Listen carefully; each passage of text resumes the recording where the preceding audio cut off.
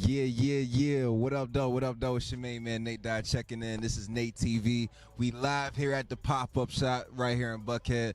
Camped out with my man, Carbon 15, CEO of Rare Individuals. You know what I'm saying? So we going to get a little more information. So first of all, I appreciate you stopping by. You know what I'm saying? Yes, sir. Yes, sir. I appreciate you stopping by. Already. You know what it is, man. So I came out the studio to pull up on me. Listen. Only rare individuals can bring me outside the studio. Do you understand what I'm saying? So, listen, man, I gotta know what does the rare part of rare individual mean to you and to your clothing? It actually something that spawned from real life situations. You know what I mean? Real life situations. It just spawned from me going through situations with people in life who would, who weren't rare, who would claim to be certain and to walk down this certain path, and they weren't on that path. They would talk it, but when it came time to live it, they weren't there. So that's what birthed the rare individual movement. You know what I mean? Trying to put a rare circle around people who stand on what they stand on. You know what I mean? Absolutely. And keep their word. That's where it came from. So when did this clothing line get started? When did you say, okay, cool, this experience keeps happening, this is a part of my life, it's time to put it into something that's expressive like clothing? Well, the transformation started in 2014. Okay. It didn't come to fruition until 2016. Okay. And I really started selling the merch in 18 and 19. That's when everything started going hard. Hold everything, Bart. You ain't got no more stuff. 2018, 2019. What's up? The pandemic was good for me. Really? Yeah, it opened up a lot of doors. People sitting at home paying attention, and they started shopping. Yeah. So we got clothes, we got hats, we got shorts. Do we have anything as far as like beyond clothing that represents rare individuals? Definitely, it's the Rare Individual Collective, and within the collective, I have the clothing, I have the brand, but I also do management and consulting for artists and whatnot. So my artists, I deal with a few artists in the business and whatnot. Lil Freaky, he's from Atlanta, Northside Drive, Herndon Homes, Spody, Free Spody, Hollywood, YC, then down where I'm from, Macon, I got my Hush movement, hustle until something happens with my partner, Kinky B. Yes, sir. And we got Blood Raw up under that. We got B Jizzle, Drip Group. And then I got Graffiti Music Group, that's Wolf, 6-4 Gang. And then I got the Slum Child, Billy Slum, all of them down there.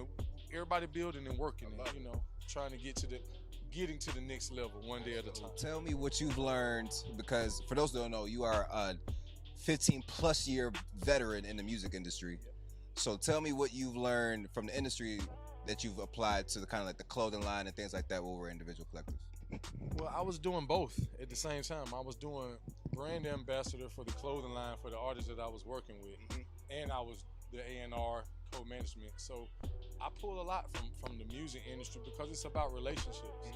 Clothing, music, sports, anything. When you're handling the business part, it's about relationships. So I just took the fact of nurturing and building relationships and keeping them close. That's what I took and I brought to clothing, because like how I'm here now, this is my man Bart.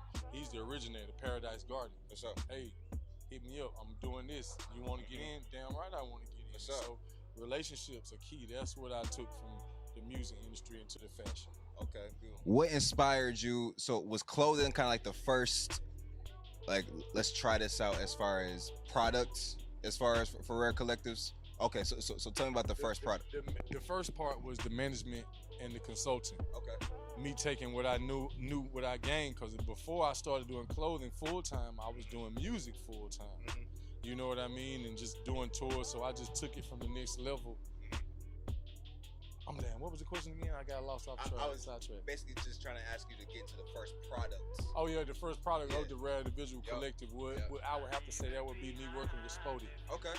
And me and Spody started working, and I giving him ideas and just building the brand and just working with him, and he gave me the confidence to get back out there on my own again. So tell me, at this point in your career, right? Do you feel like at this point you get kind of the most joy out of doing rare collective individual work, you know what I'm saying, versus kind of just doing more like background stuff, like how you were initially doing it with the brand ambassador and everything like that, or is at this point you're like, all right, we're here, like. Yeah. The Rare Individual Collective, it gives me freedom to roam. One day I could be doing management consulting. The next day I could be in LA in a warehouse looking at some stitching and whatnot. You know, it just gives me freedom, and I'm enjoying it more because it's a level of respect from all my clients. You know what I mean?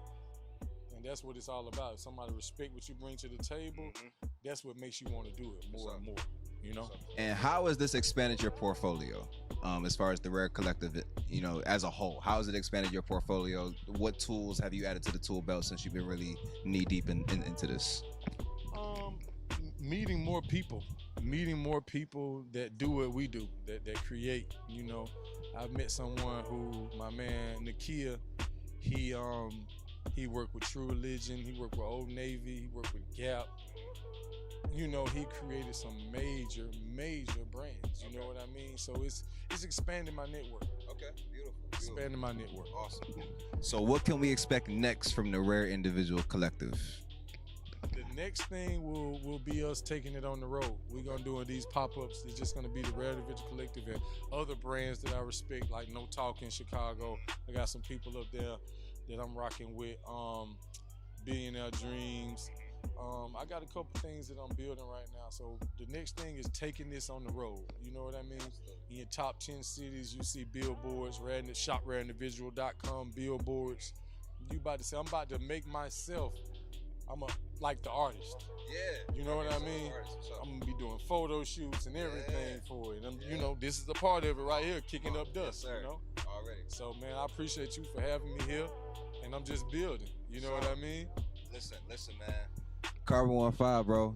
I appreciate you, as always. Appreciate you stopping by. You know what I'm saying? You always welcome on NateTV, always welcome at Kicking Up Dust. You already know that. Yes, sir, this is NateTV. It's another one. You already know what it is, baby. We're going to holler at y'all a little soon. Holla.